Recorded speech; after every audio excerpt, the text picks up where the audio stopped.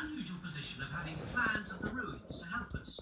We've got this Ordnance Survey map from 1886 and a more recent plan done by Freya. If they're accurate, then deciding where to put our trenches should be a breeze.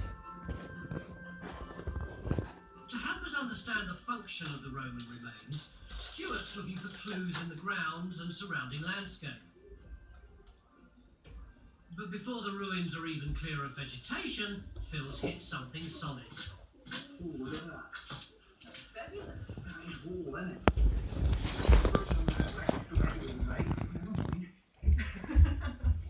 That must be the Roman walls, mustn't it? You've got a wall coming along there, sweeping along there, and returning there.